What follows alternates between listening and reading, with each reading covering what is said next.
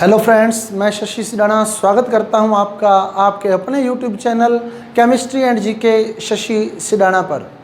साथियों, पिछला online test जो हमने लिया था हाइड्रोकार्बन टेस्ट मैं ले चुका हूं, जिसमें मैंने पहले भी आपको कहा था कि 3 या 4 क्वेश्चन बहुत अच्छे होने वाले हैं, जिसमें आपको सोचकर ही क्वेश्चन करना है। और मेरे पास आप लोगों के खूब मैसेज भी आए कि सर क्वेश्चन नंबर 10, 14 और 15 3 क्वेश्चन हमारे को वापस क्लियर कर दें, बाकी क्वेश्चन हमसे हो गए हैं। तो वो 3 क्वेश्चन नंबर 10, क्वेश्चन नंबर 14 और क्वेश्चन नंबर 15 मैं आज आपके साथ डिस्कस करने जा रहा हूं। लेकिन उसे डिस्कस करने से पहले मैं बता दूं आपको, हमारे कक्षा 12 रसायन विज्ञान रीट लेवल 1, रीट लेवल 2, पटवार, ICAR, जेट की तैयारी के लिए नियमित लेक्चर व्हाट्सएप ग्रुप के अंदर भेजे जा रहे हैं।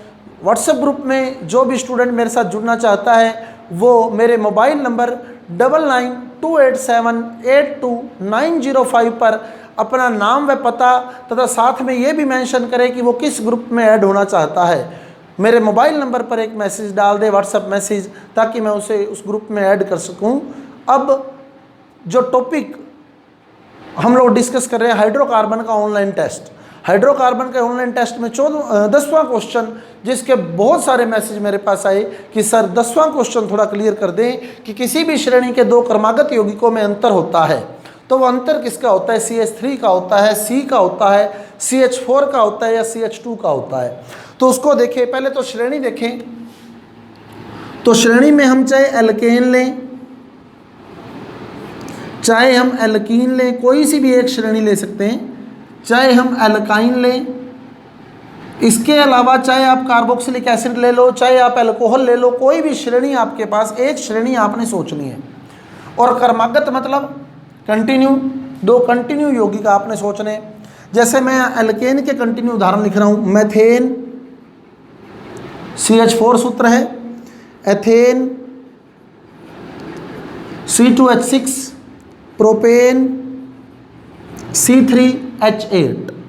एल्कीन के लिखूं तो ethene C2H4, propene C3H6, butene C4H8, चाहे वो ब्यूट 1 इन हो चाहे वो ब्यूट 2 इन हो। एल्काइन में चलूं तो C2H2 ethyne, C3H4 propyne, C4H6 butyne, चाहे वो ब्यूट 1,9 हो चाहे वो ब्यूट 2,9 हो, C4H6 ही बनेगा। 2 क्रमागत यौगिक यानी कंटिन्यू यौगिक सोचने हैं। चाहे आप ये 2 सोच लें, चाहे आप ये 2 सोच लें, ऐसे ही चाहे आप ये 2 सोच लें, चाहे ये 2 सोच लें, कंटिन्यू सोचने हैं। ऐसे ही चाहे ये 2 सोच लें, चाहे ये 2 सोच लें। आगे भी आप बढ़ा के देख सकते हैं इसको, इनमें अंतर देखना है। तो जैसे इसको देखिए, C कितने थे? 2, यहाँ कितने हो गए? 3, तो 2 से 3 हुए। C में कितने का अंतर रहा? 1 C का अंतर रहा। अब H कितने हैं? 4, कितने हो गए? 6। तो H में कितने का अंतर है? 2 का, तो यानी यहाँ CH2 का अंतर है। देख सकते हैं आप लोग, C 2 थे, 3 हो गए, तो 1 C का अंतर है। H 4 थे, 6 हो गए, तो 2 H का अंतर है। यहाँ भी देख सकते हैं, यहाँ देख लें, C 3 थे, C 4 हो गए, तो 1 C का अंतर है। H 4 थे, 6 हो गए, 2 H का अंतर है। तो यहाँ भी CH2 का अंतर सोल्व हो रहा है।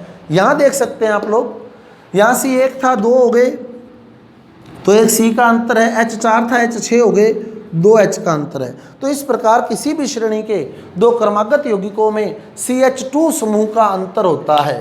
तो CH2 is the correct answer, D। और इसमें भी अगर अणुभार पूछ लेता कि अणुभार में कितना अंतर होता है, तो अणुभार में 14 इकाई का अंतर होता है। किसी भी श्रेणी के 2 क्रमागत यौगिकों में अणुभार का अंतर है 14 इकाई का। कैसे? C का परमाणु भार कितना होता है? 12, H का परमाणु भार 1 और H है कितने? 2, तो 12 और 2 14। तो अणुभार में 14 इकाई का अंतर है। और अणुसूत्र में CH2 का अंतर है, समूह CH2 का अंतर है। क्लियर? तो ये आपके पास 10वां क्वेश्चन था। अब चले 14th क्वेश्चन पर। 1 मोल प्रोपेन के दहन से बनी CO2।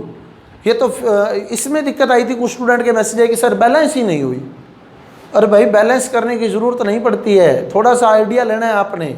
अब जैसे देखिए, क्लियर करता हूँ आपको, बैलेंस की ज़रूरत नहीं पड़ेगी हमारे को। जैसे प्रोपेन का दहन करना है, प्रोपेन का दहन करना है तो प्रोपेन का सूत्र पता है अपने को क्या, C3H8। दहन करना है तो ऑक्सीजन की उपस्थिति में करना है, ऑक्सीजन की उपस्थिति में। अब C और O क्रिया करके CO2 बनाएंगे, तो ये तो सबको पता है भाई C 3 है तो 3 CO2, H कितने 8, अब H और O से क्या बन गया H2O, H 8 है तो 4 H2O।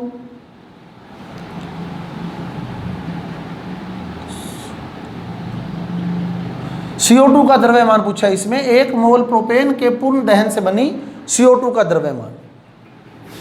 तो ये अब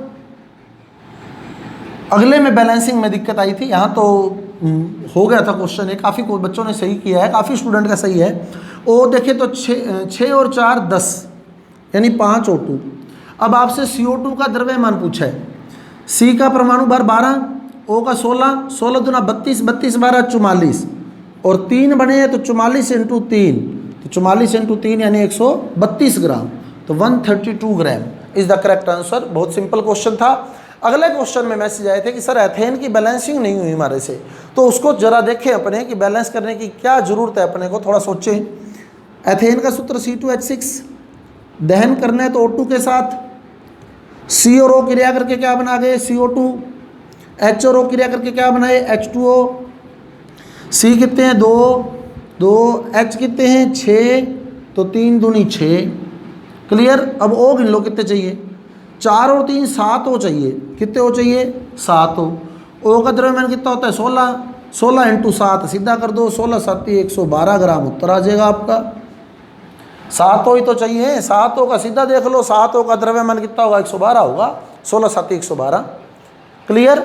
अगर नहीं तो इसको बैलेंस करना चाहते हैं अगर आप, तो इधर 7 O हैं तो इधर 3.5 O2 आ जाएंगे, 3.5 O2, 3.5 × 2 7 हो जाएगा, क्लियर। 3.5 O2 आएंगे, 3.5 O2 का मतलब यूँ लिखा जाता है 7/2 O2, 7/2 O2, क्योंकि इसमें 2 O हैं तो 7/2 को मैं 2 से गुना करूँगा तो 7 O आएंगे, सीधा ही सोच लो 7 O भाई, 4 O ये रहे, 3 O ये रहे, तो 7 O है, 7 O है तो 7 O का द्रव्यमान सोचो तो 112 ग्राम है। बहुत ही सिंपल सा क्वेश्चन था।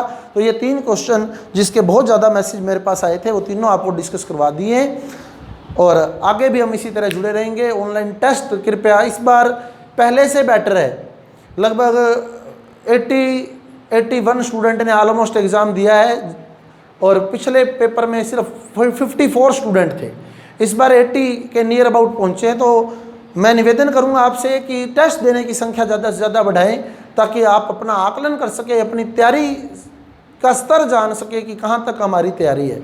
और मैं लगातार वीडियो डाल रहा हूँ आपके बीच रीट लेवल 2 के, पटवार के, और जुड़े रहें आप मेरे साथ। लगभग सिलेबस मैं आपका कवर कर चुका हूँ और बायो भी चला रखी है मैंने, बायो के टॉपिक भी आपको डाल रहा हूँ, और बायो भी विद डायग्राम। मेरा प्रयास है कि डायग्राम ज़्यादा से ज़्यादा दूँ ताकि आपको समझ आ सके।